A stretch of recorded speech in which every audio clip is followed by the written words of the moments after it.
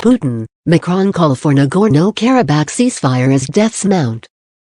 Armenia, Azerbaijan reject calls for negotiations and Russia's offer to host talks as fear of broader conflict emerges. Ethnic Armenians volunteer recruits gather at a center where they receive their uniforms and weapons before being dispatched to the front line near Hadrat. The 1st of October 2020. Russian President Vladimir Putin and France's Emmanuel Macron have called for an immediate ceasefire between ethnic Armenian forces in Nagorno-Karabakh and Azerbaijan.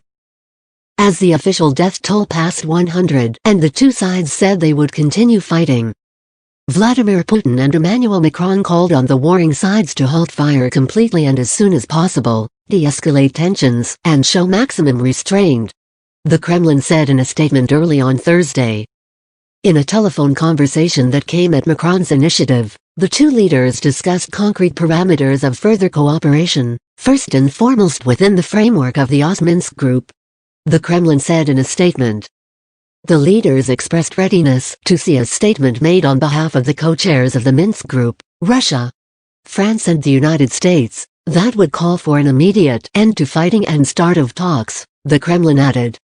On Thursday, Azerbaijan's General Prosecutor's Office said Armenian shelling killed a civilian in its town of Turtur and badly damaged the train station there. The two sides are engaged in the heaviest fighting in years over Karabakh, an ethnic Armenian province that broke away from Azerbaijan in the 1990s when the Soviet Union collapsed. So far, Armenia and Azerbaijan have rejected international calls for negotiations. Azerbaijan's President Ilham Aliyev promised his military would keep fighting until Armenian troops withdrew fully from Karabakh. Karabakh leader Arayik Harutyunyan said on Wednesday, "We need to prepare for a long-term war. If the Armenian government fulfills a demand, fighting and bloodshed will end, and peace will be established in the region," he said while visiting wounded soldiers on Wednesday.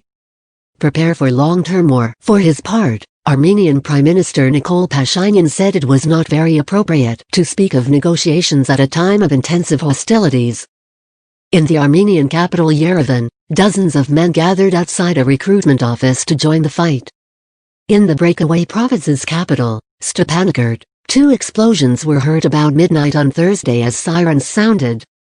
Residents told AFP news agency that the city had been attacked by drones.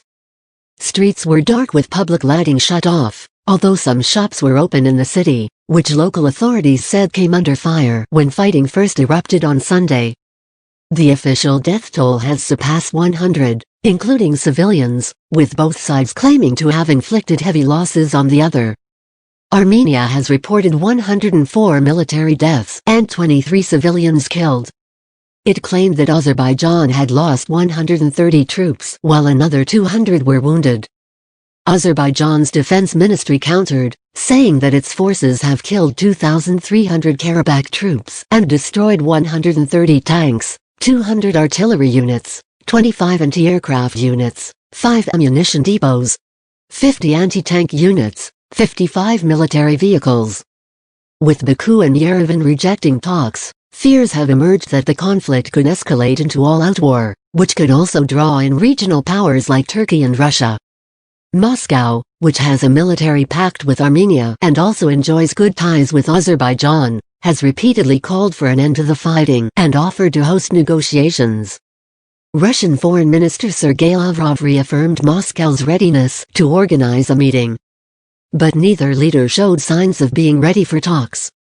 "We are definitely very close to seeing a large-scale war, possibly even on a regional scale," said Olsya Vartanyan of the International Crisis Group.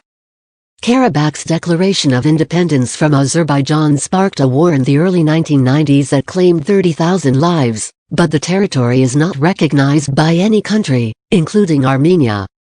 Talks to resolve the conflict have largely stalled since a 1994 ceasefire agreement.